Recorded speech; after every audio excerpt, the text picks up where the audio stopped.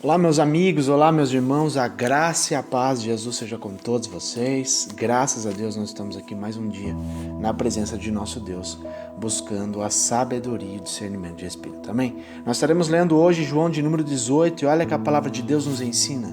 Tendo Jesus dito isto, saiu com seus discípulos para além do ribeiro de Cedron, onde havia um horto, no qual ele entrou e seus discípulos.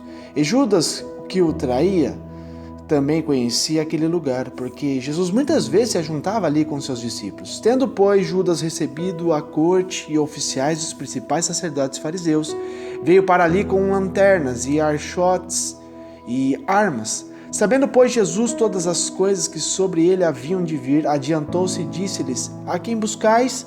Responderam-lhe: A Jesus Nazareno. Disse-lhe Jesus: Sou eu. E Judas, que o traía, estava com eles. Quando, pois, lhes disse: Sou eu, recuaram e caíram por terra. Tornou-lhe, pois, a perguntar: A quem buscais? E eles disseram: A Jesus Nazareno. Jesus respondeu: Já vos disse que sou eu. Se, pois, me buscais a mim, deixe ir antes estes, para que se cumprisse a palavra que tinha dito: Dos que me deste, nenhum deles perdi. Então Simão Pedro, que tinha espada, desembainhou-a e oferiu o servo do sumo sacerdote, cortando-lhe a orelha direita, e o nome do servo era Malco. Mas Jesus disse a Pedro: Põe a tua espada na bainha, não beberei eu o cálice que o Pai me deu? Então a corte e o tribuno e os servos dos judeus prenderam a Jesus e o maniataram. E conduziram-no primeiramente a Anás, por ser sogro de Caifás, que era o sumo sacerdote daquele ano. Ora, Caifás era quem tinha aconselhado aos judeus que convinha que um homem morresse pelo povo. E Simão Pedro e o outro discípulo seguiam a Jesus, e este discípulo era conhecido do sumo sacerdote. E entrou com Jesus na sala do sumo sacerdote, e Pedro estava da parte de fora, à porta. Saiu então o outro discípulo, que era conhecido do sumo sacerdote, e falou à porteira, levando Pedro para dentro. Então a porteira disse a Pedro: Não és tu também dos discípulos deste homem? Disse ele: Não sou. Ora, estavam ali os servos e os servidores que tinham feito brasas e se aquentavam porque fazia frio. E com eles estava Pedro, aquentando-se também. E o sumo sacerdote interrogou Jesus acerca dos seus discípulos e da sua doutrina. Jesus lhe respondeu: Eu falei abertamente ao mundo. Eu sempre ensinei na sinagoga e no templo, onde os judeus sempre se ajuntam, e nada disse em oculto. Para que me perguntas a mim? Pergunta aos que ouviram o que é que lhes ensinei. Eis que eles sabem o que eu lhes tenho dito. E tendo dito isto, um dos servidores que ali estavam deu uma bofetada em Jesus, dizendo: Assim respondes ao sumo sacerdote? Respondeu-lhe Jesus: Se falei mal, dá testemunhos do mal. E se bem, por que me feres? E Anás mandou maniatado ao sumo sacerdote Caifás. E Simão Pedro estava ali e esquentava-se. E disseram-lhe: Pois não és tu um de seus discípulos? Ele negou e disse: Não sou. E um dos servos do sumo sacerdote, parente daquele a quem Pedro cortara a orelha, disse: Não te vi eu lá no horto com ele? E Pedro negou outra vez, e logo o galo cantou. Depois levantaram Jesus da casa de Caifás para a audiência, e era pela manhã, cedo. E não entraram na audiência para não se contaminarem, mas poderem comer a Páscoa. Então Pilatos saiu fora e disse-lhes: Que acusação trazeis contra este homem? Responderam e disseram-lhe: Se este não fosse malfeitor, não te entregaríamos. Disse-lhes, pois, Pilatos: Levai-vos e julgai-vos segundo a vossa lei. Disseram-lhes então os judeus: A nós não é lícito matar pessoa alguma, para que se cumprisse a palavra de que Jesus tinha dito, significando de que a morte havia de morrer. Tornou, pois, a entrar Pilatos na audiência e chamou a Jesus e disse-lhe: Tu és o rei dos judeus? Respondeu-lhe Jesus: Tu dizes isto de ti mesmo, ou disseram-no-te outros de mim?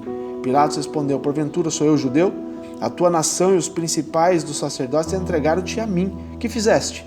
Respondeu Jesus: O meu reino não é este mundo.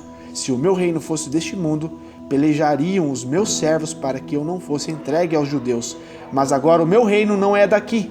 Disse-lhe, pois, Pilatos: Logo tu és rei? Jesus respondeu: Tu dizes que eu sou rei. Eu para isso nasci e para isso vim ao mundo, a fim de dar testemunho da verdade. Todo aquele que é da verdade ouve a minha voz. Disse-lhe Pilatos: Que é a verdade? E dizendo isso, tornou ir ter com os judeus e disse-lhes: Não acho nele crime algum. Mas vós tendes por costume que eu vos solte alguém pela Páscoa. Quereis, pois, que eu vos solte o rei dos judeus? Então todos tornaram a clamar, dizendo: Este não, mas Barrabás. E Barrabás era um salteador. Amém? Glórias a Deus por isso. Meus amados, aqui nós vemos mais um momento muito importante, né, da história da salvação da humanidade através de Jesus Cristo, nosso Senhor. Aqui ele está sendo entregue, né, a corte sendo entregue àqueles homens, aqueles oficiais, sacerdotes e fariseus, para ser crucificado, como as Escrituras já haviam dito que por um homem entrou o pecado e por outro homem sairá o pecado. E Jesus é este homem, o Filho de Deus. E ali, meus amados, algo que eu vou dar ênfase no dia de hoje é em questão de comportamento, de atitude, do que você está disposto à palavra de Deus, fazer através da palavra de Deus. Pedro, ele disse para Jesus que, se possível, morreria por Jesus, que ele nunca abandonaria, nunca desistiria, que se fosse possível ele morreria. E Jesus conhecia o coração, a vontade dele era a verdade, era sincera, mas o coração dele ainda não estava totalmente convertido ao que Jesus ensinava.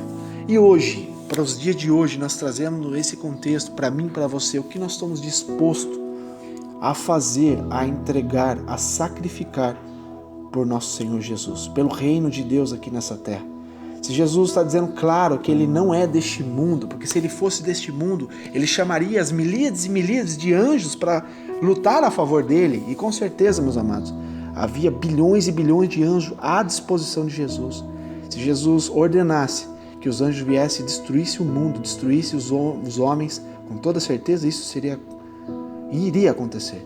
Mas não. Jesus, ele deixou de lado toda a sua glória, o seu esplendor, toda a majestade, todo o poder, todos os anjos que estão abaixo dele, deixou de lado para ir até o final, como Deus, seu Pai, o nosso Pai, ordenou a ele que fizesse. Amém? Então aqui, quando Pedro disse para Jesus que iria até o final, o coração dele não estava sendo verdadeiro. As vontades dele, sim, eram reais. É que nem a palavra de Deus, meus irmãos, que nós já lemos sobre o solo fértil, o solo rochoso, o solo espinhoso, né? Onde a semente cai. Como é o teu coração? O que você está ouvindo das palavras de Deus que nós estamos estudando dia após dia? O que está entrando no seu coração e o que está achando guarida aí dentro? Então tem que ver, analisarmos, meus amados, eu e você temos que nos analisarmos diariamente como está a nossa conduta diante de Deus. Nós estamos alegrando ao Senhor com todas as nossas condutas? Estamos alegrando ao Senhor por tudo que nós estamos fazendo? Nós estamos sendo sinceros com Ele? Estamos seguindo verdadeiramente o que Ele nos ensina? Ou estamos servindo só a metade? Ou 70%? Ou 99%? Ainda é pouco, porque Deus exige de mim e de você, aqueles que querem servir verdadeiramente a Jesus, 100%. Jesus foi 100% para dar vida para mim e para você, não foi 99%. Ele foi até o final, ele não abriu a boca, ele não questionou. Os únicos 2 momentos que eu vejo aqui na palavra de Deus que foram críticos para Jesus, lá no Monte das Oliveiras, lá no Getsemane, onde ele clamou ao Senhor, se possível fosse que passasse dele aquele cálice, aquele peso, mas contudo não fosse feita a vontade dele, e sim a vontade do Pai. Ali ele simplesmente mostrou para mim e para você que nós teríamos muitas aflições também, mas era para nós termos bom ânimo, porque ele venceu o mundo, ele venceu todas as fraquezas humanas, ele venceu todas as coisas para trazer para mim e para você o discernimento que nós também, através do Espírito Santo de Deus, é possível vencermos também. Amém? E a segunda vez, quando Jesus estava na cruz, onde ele foi distanciado da presença do Pai Todo-Poderoso. Ali, quando entrou o pecado sobre ele, o Pai virou as costas e ele sentiu o peso do distanciamento, sabe? Rompendo a ligação. E ali para ele foi cruel, onde ele gritou, ele exclamou em alta voz: Eli, Eli, lama sabachthani, Deus meu, por que me abandonaste? mostrando para mim e para você, meus amados, que todas as vezes que nós cometemos pecado ou vivemos uma vida de pecado deliberadamente, entenda o que é pecar e o que é viver no pecado, nós se distanciamos de Deus. E, meus amados, Deus não tem mais nada conosco. Você está à própria sorte. E Jesus sentiu o peso, meus amados, para ensinar para mim e para você que é horrível, que não é bom se distanciar de Deus. Porque a nossa própria sorte, meus amados, é a perdição. A própria sorte do homem é o inferno. Mas com Deus, com a presença do Espírito Santo de Deus, é a vida eterna através de Jesus Cristo. Amém? E ali estava provando para Pedro, mostrando que verdadeiramente precisaria haver um quebrantamento no coração dele para ele aceitar de fato o que Jesus ensinou ele a todo aquele tempo. Amém? E naquele momento, quando ele viu que realmente o que Jesus disse para ele era real, que ele ia trair, e ele traiu, ele sentiu a dor no coração, o peso das palavras do que ele disse e ele não cumpriu. Então, o que eu e você estamos dizendo para Deus que vamos fazer, nós estamos cumprindo fielmente ou é parcial? Meus amados, temos que ter sabedoria e discernimento que a gente faz. E ali naquele momento, Pedro rasgou o teu coração, em outras palavras, né, ali através de Mateus, como diz, rasgou o coração. E ele teve não um remorso, ele teve um arrependimento do que ele fez. E a partir dali ele começou a ter uma transformação de dentro para fora.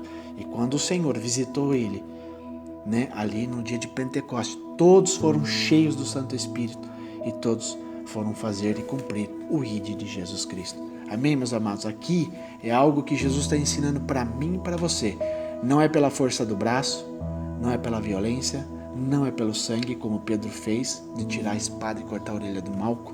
Não, é pela palavra de Deus. É pela palavra que nós vencemos o mal. É pela palavra de Deus que nós trazemos a bênção para a nossa casa, para a nossa nação. A palavra de Deus é o que faz o divisor de todas as coisas. O divisor de antes e depois, o divisor de reino, o divisor de império, o divisor de governo. É a palavra de Deus que traz a restauração, a transformação, a cura e o principal, a salvação. Amém? Que Deus te abençoe com essa palavra, que você possa meditar nela e você colocar em prática o que você está aprendendo. O Senhor está com os olhos fitados em ti, observando todos os seus atos, todos os seus passos. Então, meus amados, tenha prudência, tenha cautela, vigia, se desvia do mal para que você não venha a perecer, mas que você possa herdar a vida eterna em Cristo Jesus. Amém? Que Deus te abençoe.